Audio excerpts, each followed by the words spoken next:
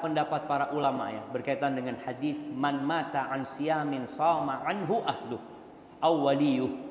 Barang siapa yang meninggal dunia punya utang puasa, maka keluarganya yang membayarkannya. Mereka menyebutkan kalau orang ini sakit kemudian nggak puasa di bulan Ramadan, lalu dia sehat di bulan Syawal, sehat di bulan Syawal, sehat di bulan Dzulqa'dah, tapi kan bayarnya nggak harus langsung kan. Dia mungkin berpikir nantilah aku mau bayar bulan Dzulhijjah, tahu-tahu dia meninggal dunia. Berarti utangnya dibayarin sama keluarganya. Karena dia punya kesempatan membayar tapi tidak membayar. Kalau yang disebutkan ini kan, dia nggak punya kesempatan bayar, memang mati sebelum ada kesempatan untuk membayar, maka dia nggak perlu membayarnya. Barakallahu fikum. Afwan, saya mau bertanya. Saya adalah istri, tapi ditelantarkan suami. Saya harus hidupi 4 anak saya. Dosakah ana jika ana gugat cerai suami ana? Ahibati fillah, kita itu sering melihat kepada kekurangan pasangan kita, lupa dengan kelebihan dia. Maka nasihat anak, kalau bicara apakah boleh gugat cerai, boleh. Seorang istri yang ditelantarkan sama suami, suami tidak memberikan nafkah, bahkan boleh jadi bukan khulu ya, tapi pernikahannya boleh jadi dibatalkan nanti ketika sang suami tidak memberikan nafkah kepada istrinya. Tapi kalau masih ada kebaikan-kebaikan suami dan keberadaan suami masih bermanfaat buat dia dan anak-anaknya, mungkin mempertahankan lebih baik. Dan anggap yang dia keluarkan itu sebagai sedekah buat diri dia nanti. Bagaimana cara mengajak anak agar semangat ke kajian? Iya, ahibati fillah, ana lihat kita itu punya masalah dengan anak-anak remaja. Yang datang kajian itu kebanyakan ibu-ibu muda atau ibu-ibu tua. Yang remaja ini kok sepertinya dilupakan. Anda nggak tahu di Surabaya ini ada kajian buat remaja-remaja, buat umur 14 sampai 19, ada banyak yang hadir. Alhamdulillah. Itu. Jadi kita perlu mengadakan kajian khusus buat mereka. Soalnya kalau dia dibawa ke kajian seperti ini, dia ngelihat emak-emak semua yang hadir, dia merasa kayaknya bukan tempatnya dia. Tapi kalau kita mengadakan tempat khusus buat mereka, insya Allah mereka senang, dia tambah kawan lagi. Kemudian mungkin buat anak-anak remaja ini, ya bisa diadakan di tempat-tempat yang lebih menyenangkan buat mereka. Seperti itu. Barakallahu fikum.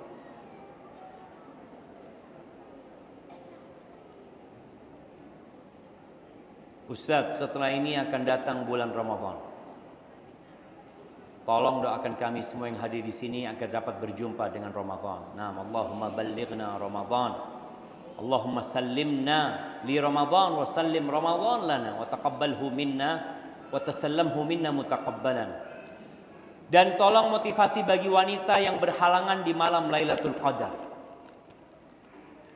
Jamaah, perempuan memiliki banyak keterbatasan. Tapi keterbatasan perempuan itu menjadi ibadah buat dia. Kata Nabi SAW, "Ma ra'aitu min naqisati aqlin wa din." Aku tidak pernah melihat seorang yang akalnya kurang, agamanya kurang, yang dapat membuat laki-laki yang tegas itu jadi goyang daripada kalian, kata Nabi SAW. Perempuan itu tadi ketika datang bulan dia nggak sholat, dia nggak puasa. Apa yang harus dia lakukan? Yang perlu dia lakukan adalah mulai saat ini sudah niat mencari Lailatul Qadar. Ada di hati dia, ya Allah aku kepingin dapat Lailatul Qadar. Tapi dia tahu kayaknya ana malam Lailatul Qadar itu datang bulan nanti.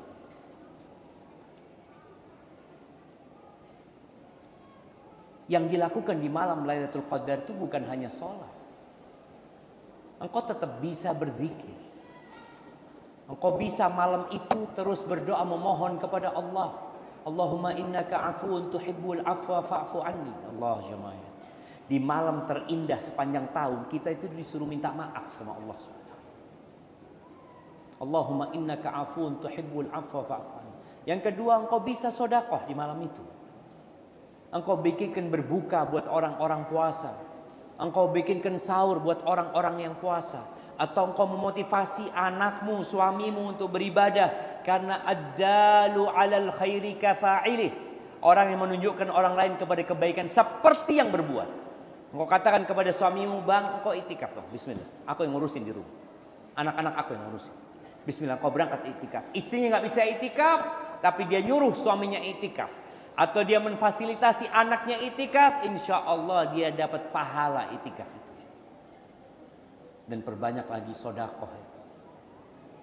Karena sodakoh itu burhan, bukti akan kebenaran iman kita dan ambisi hidup kita. Barakallahu fikum. Bagaimana jika seorang kiai menikahi wanita hanya berdua tanpa ada saksi dan berkata itu adalah nikah mut'ah? Na'udzubillah. Ya ahibati fillah, nikah mut'ah ini nikah yang pernah diperbolehkan. Nikah mut'ah itu nikah yang dengan jangka waktu yang ditetapkan. Syarat pernikahan itu tetap harus ada walinya. Ada 2 saksi.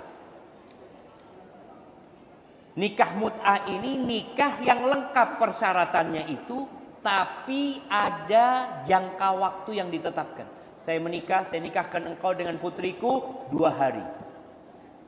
Itu nikah mut'ah dan nikah itu diharamkan. Pernah dulu diperbolehkan, kemudian di hadis Ali bin Abi Thalib ketika perang Khaybar, Nabi SAW mengumumkan bahwasanya diharamkan yang namanya keledai jinak itu dan nikah mut'ah. Cuma kita perlu tahu dosa itu biasanya kita nggak ingin orang lain tahu.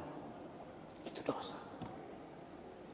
Maka dianjurkan orang yang nikah itu untuk walimah. Walaupun 1 ekor kambing, tetap dia berusaha untuk ada walimah.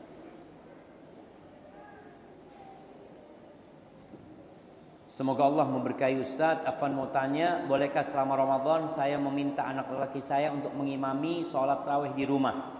Jadi dia tidak melakukan sholat tarawih di masjid. Boleh, nggak apa-apa. Sholat tarawih di rumah nggak apa-apa. Suruh anaknya sholat isya di masjid.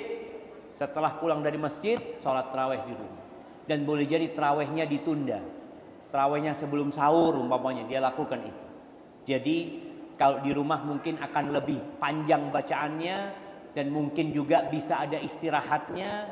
Semoga dengan itu rumahnya juga berkah. Karena sholat tarawih ini sholat sunnah. Barakallahu fiik. Ana rasa itu yang dapat kita kaji pada kesempatan kali ini. Yang benar dari Allah Azza wa Jalla, yang salah dari diri ana pribadi. Allah dan Rasulnya terbebaskan dari kesalahan itu.